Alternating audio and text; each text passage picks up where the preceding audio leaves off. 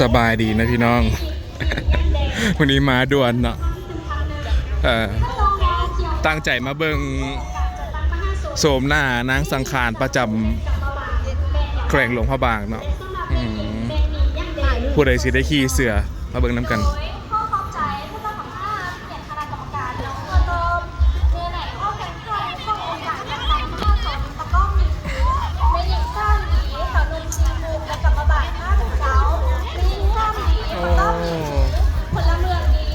คนคือว่าหลายแท้เนาะ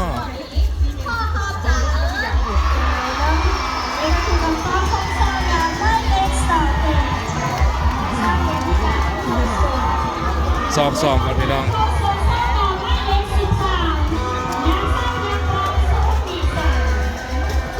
เข่าใส่ดีเนาะบอลเข่าเนี่ยเนาะคือว่าแออัดแท้เนาะเดินทาดหลวงมีบูธเบียร์ไฮนิเก้นพี่น้องนะบูธเบียร์ใหญ่เลยทางเข้าบูธเนาะเบิ่งดูผู้ใดที่ตอบคำถามสนามมาเลยผู้ใดสิผ่านตากรรมการเนาะเบิ่งน้ำกันโอ้ปลายเต็มพี่น้องปลายแท้ปลายวาเนาะซูมเบิ่งเอาซะเนาะเบาคำในมักซูมอยู่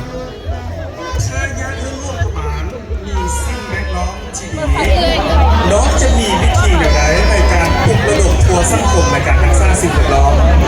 จนทางอีกครั้งหนึ่งถ้าอยากให้ร่วมกบาลมีสิ่งแวดล้อมที่ดีน้องจะมีวิธีแบบไหนในการปลุกระดมตัวสังคมในการรักษาสิ่งแวดล้อมส่วนน้องข้อขอบใจสำหรับขังท่าขังท่าสิ่งแวดล้อมต้องรู้จักกันป่าเลือกตั้งวันนี้พี่น้องเลยบ่เป็นง่ายเลยเนาะมาเสียมาสมมาเสียงานสังขารกันเลยป่าเลือกตั้ง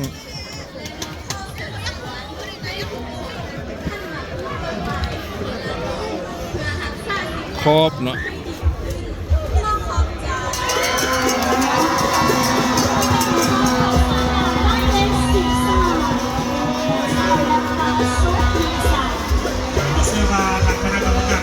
ซองใส่เนาะบอกคำเนี่ย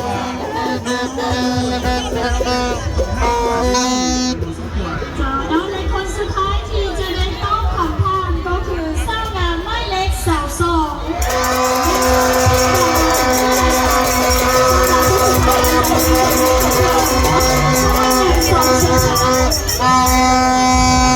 เรื่องสองสุดท้ายที่สร้างงานที่ทำทุกคนได้เริ่มไปแล้ว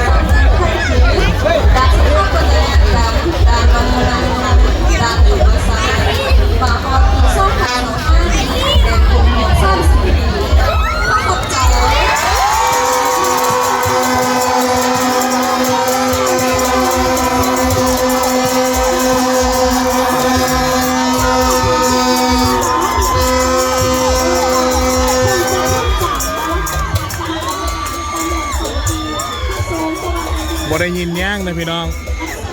เบาคำบ่ได้ยินอย่างเบิ่งกองเสียในก่อนซะกองเสียในก็ล้นหลายหลีเบิ่งซอกทำเลกันเบาคำนะรู้สึกว่าย่อแขนหลายเนาะ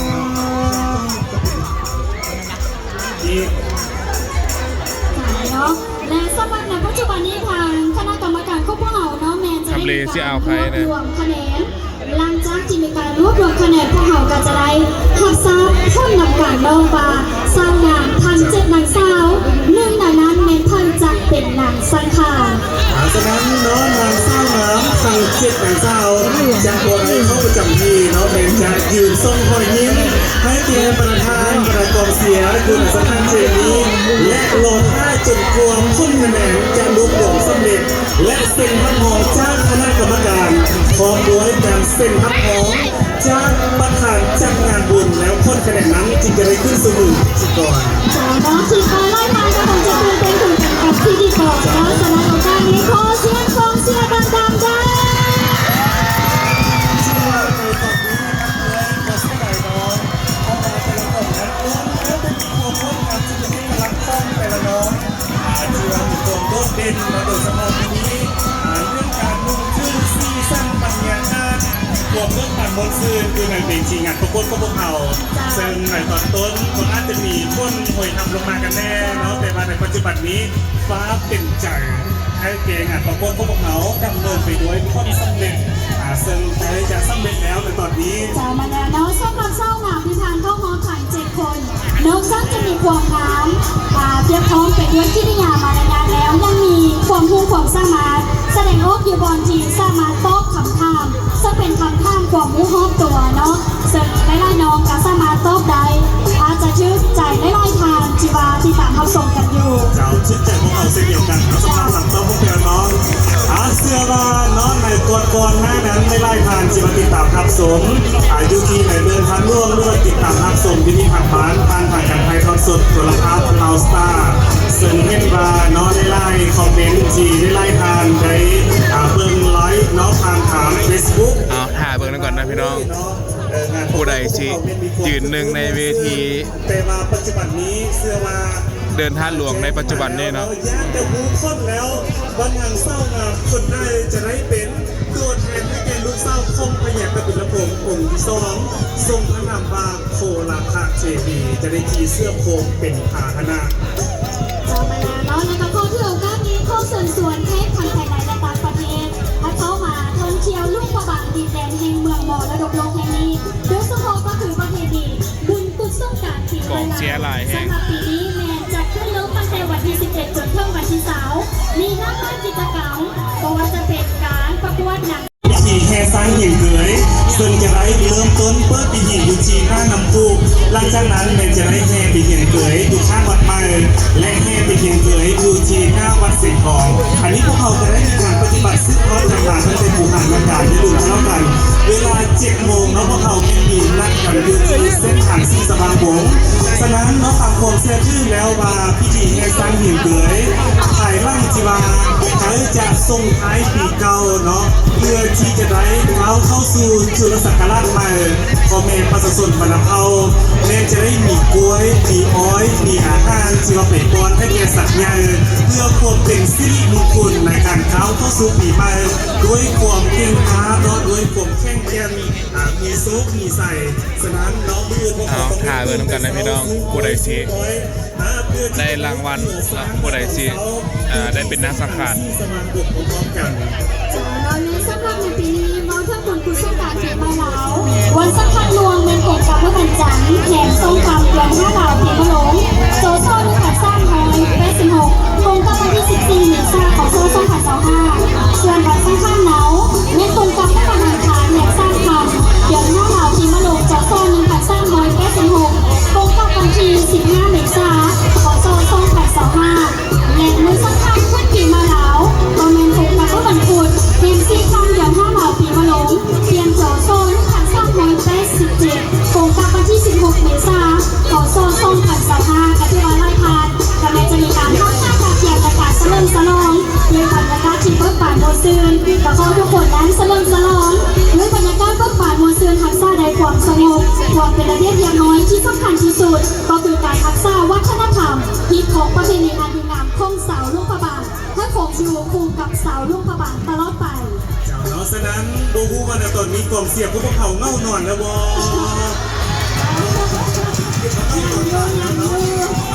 เอาบ้านเสียบกล่องเสียบกันที่บ้านหนึ่งกันเนาะขอเสียงกล่องเสียบได้เลยหนึ่ง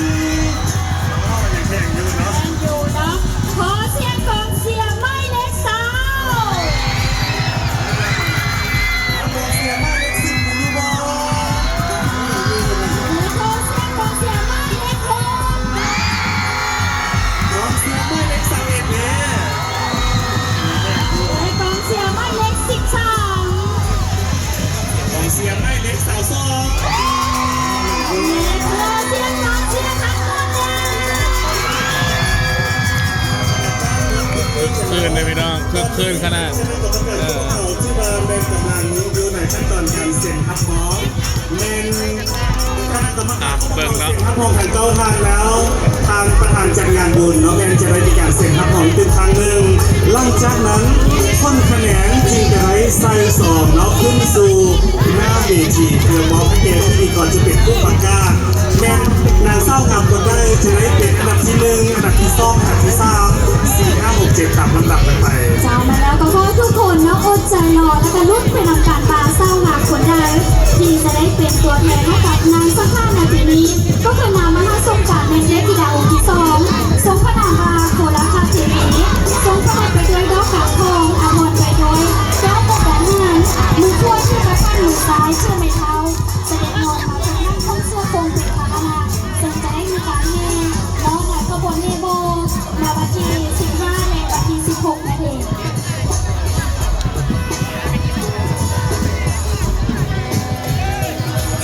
ปัจจุบันนี้ชื่อว่าทางเจ้าตำรวจผู้กำกับ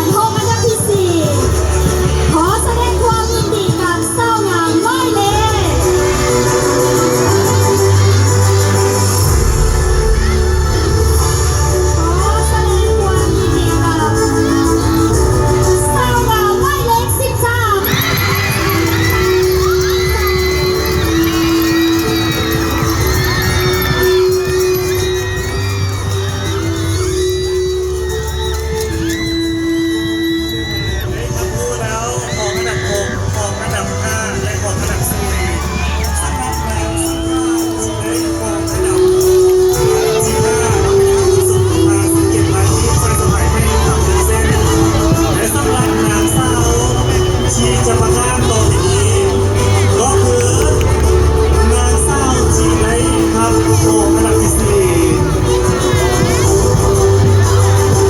ก็ใหม่น้องโฟระดับที่สามแดนเศร้าเหงาวงระดับที่สามได้แก่ไม่เลย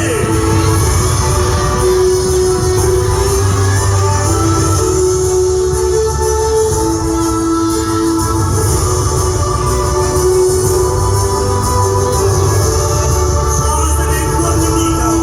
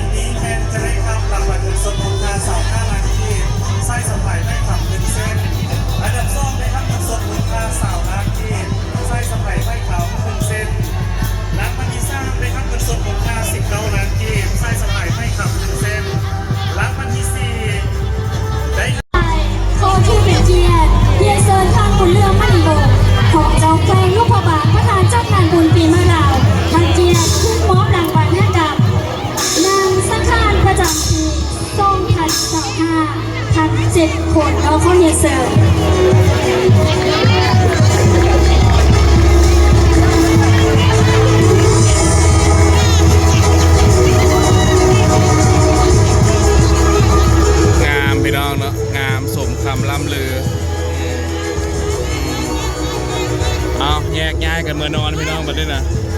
ได้นั่นแล้วเนาะได้เห็นนะสังขารแล้วเมื่อนอนบัดนี้นะถือว่าของแท้เลยงามพี่น้องคิงบางหางน้อยเนาะเป็นเอกลักษณ์ของสาวหลวงพระบาง เดินทางกลับที่พักนั่นกันพี่น้องพบกันใหม่ในคลิปหน้านะสำหรับคลิปนี้